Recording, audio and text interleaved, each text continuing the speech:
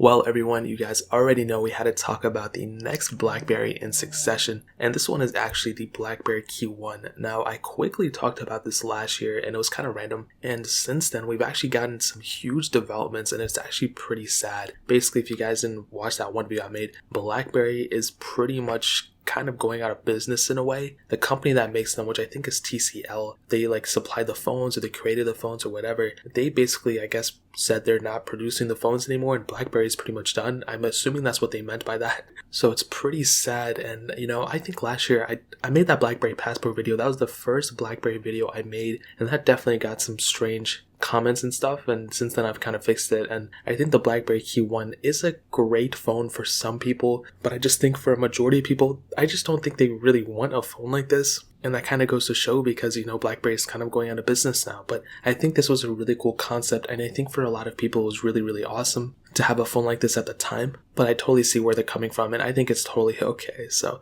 I was trying to find a Blackberry KeyOne on Amazon so if you guys want one, you can get one easily, but I'm not really too sure where to get one. I think you can buy one on eBay. However, I will say, and I'll kind of spoil the video, some other phones that I've seen in the same price range, I picked this one up for I think $120. I've seen some Google Pixel 2 XLs for about $120 on Amazon. I've seen some other great phones. I think even Galaxy S9s on Amazon for about that price tag too. Actually, those might be for $200, but I'll find those cheapest ones and leave those linked down in the description below so you can get them from there and help support the channel at the same time. And those seem to be the best competitors for this specific phone. Now, looking on the front of the Blackberry KeyOne, we have a 4.5-inch IPS panel. It is 1080p, and it's actually not a bad panel at all. It's actually pretty decent for an IPS panel. And obviously the biggest thing about it is not only the capacitive buttons right below it, but also the keyboard that's right below that. And I think that's actually really funny that, they're going from the original Blackberry and they're going from the Blackberry Passport and those phones like that. And I've already reviewed all those. And I think this was a really, really good concept because a lot of people,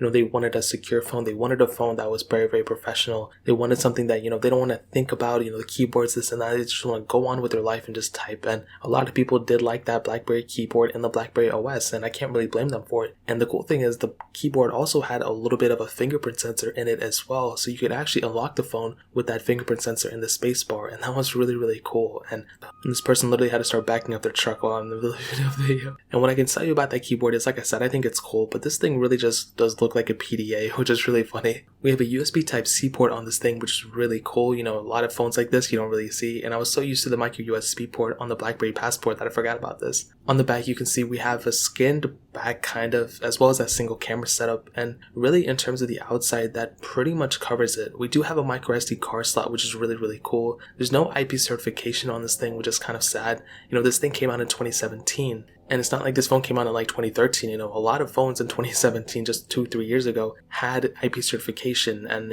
I even know the Galaxy S5 and those phones had it. So I don't know why this phone couldn't get it. It could have, it should have, but it didn't, which is really, really weird. But in terms of the outside, I think that really pretty much covers it up. Now, hitting on the software, this thing started off with Android 7.1. It was upgradable to Android 8.0, and really that's pretty much all the software versions it got, and that's pretty sad. It should have definitely gotten more software versions, but like I said, there's nothing we can really do about it. However, what I will say though is that it's pretty stock, so there's really not that much, bloatware on it. There's a little bit from Blackberry, but it's actually not that bad, and I think that's a really good thing Blackberry did. I'm glad they didn't skin it completely crazy, like something like a Samsung Galaxy phone, for example. Those things are wild. I don't know what they're doing with those, but this one, they actually did a pretty decent job, so I'm actually really, really happy about that. And actually going along with software, I should have said this in the beginning, but I'll just say it now. Basically, the keyboard on this thing is a hardware keyboard. You can't change it up, and there's really nothing you can do about it. However, there's some huge advantages for a hardware keyboard like this, but there's also some huge advantages for a software keyboard. What I mean by that is, if you look at Gboard, if you look at all those keyboards that are on software on the screen, those are software keyboards, and you can do a lot of cool things. You can do some huge customizations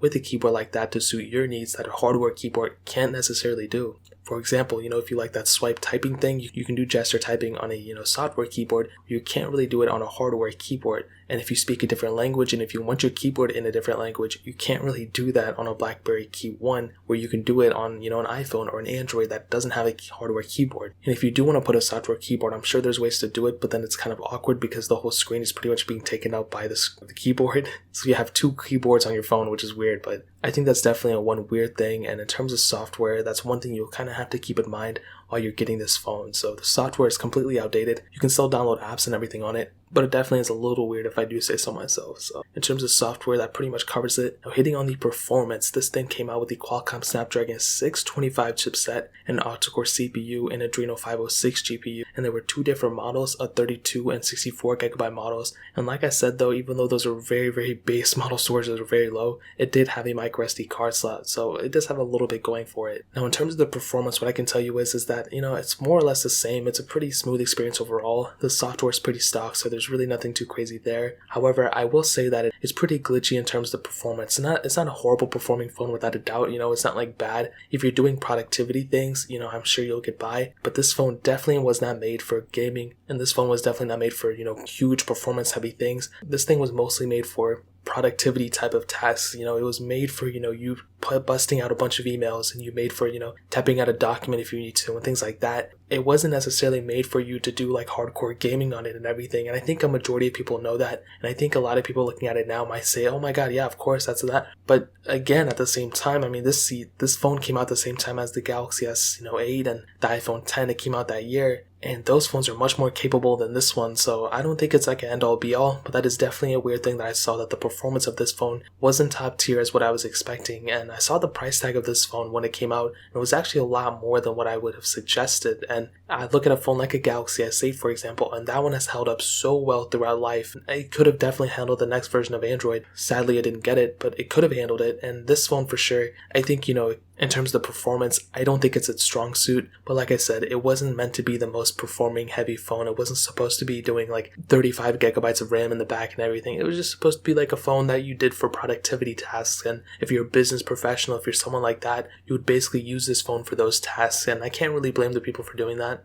But in terms of the performance, I think that pretty much covers it up. Now hitting on the camera, this thing has a single 12 megapixel camera on the back and then an 8 megapixel camera on the front. And on that front camera, you can do 1080p at up to 30 frames, so I guess that's a really cool thing. However, the front camera quality is not that great if I'm being honest. The back camera though, you can shoot 4K videos on it, which is really nice. However, the biggest disadvantage of this phone would definitely be the single camera setup layout of it. It's really not even that good of a single sensor if I'm being honest, but that, the lack of a dual camera setup, the lack of even a triple or however many cameras, that makes this phone age very poorly. Because we look at phones nowadays, most phones have at least 2 camera setups. A lot of phones in 2020 and going into 2021 are going to have 3, 4, 5 camera setups at the base models very soon in the next couple of years. If you have a single camera setup, that's going to really make you feel lackluster and make you feel like you have an older phone than you really do. So the quality isn't that bad on this camera, but really you're missing out on so many different key features that a dual camera setup has, like either the telephoto or ultra wide sensors, and it's a really big disadvantage when you're getting a phone like this. So in my opinion, that's where I stand on terms of the camera. Now ending it off with the battery life, this is definitely one of its biggest highlights. It has a 3500 mAh battery. It's non-removable. You can't really do anything besides, feel the back, which is a different texture. But I do think that the battery life and the battery size is very respectable, and it's actually a pretty decent sized battery for a phone like this. This phone is 2-3 years old at this point. Actually, it's 3 years old. So the battery has degraded a little bit, but it's still not like an end all be all. It's still perfectly fine in my opinion. And I think if you're going to be using this phone in terms of everyday phone and using it for things like that, I think you're going to be perfectly set. I think for sure the battery life would definitely be one of my highlights, and I think if you're going to plan on getting this phone, the battery life will definitely do you very well, because the screen is only 1080p, and on top of that, it's a pretty small screen at the end of the day. So I do think this phone has quite a bit of battery life for, the type of phone that it is. Now to kind of sum up the video and to answer the question, should you pick up the Blackberry KeyOne in 2020? I will say, if you have a Blackberry KeyOne, I would say keep it. If you made it last this long, there's really no reason to go and upgrade. There is the Blackberry Key2, which a lot of people might like more, so that's a big advantage. You might want to look into that phone. I will try to get my hands on it and review it. But even like I said before, there's so many other competitors out there for the price, and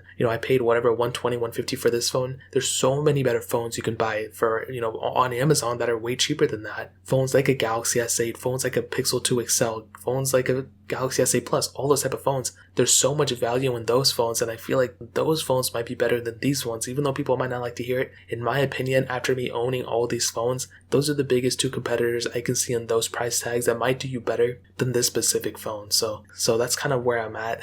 If you want to pick up any phone that I talked about here, I'll leave those first links in the description. You can get them on Amazon from there, but that's pretty much it. If you guys have any other questions or anything like that, leave it down in the comment section below. Hit that like button, that would mean so much, but definitely hit that subscribe button. Every single subscriber that we get really does count, so it means so much if you guys can hit that. Also check out the other links down in the description as well. My Twitter, my Instagram, my second channel, all those links are linked down below. I'd really appreciate if you guys could check it out. More importantly than everything else, I love every single one of you guys. Hopefully I'll catch you guys in the next video. Peace out.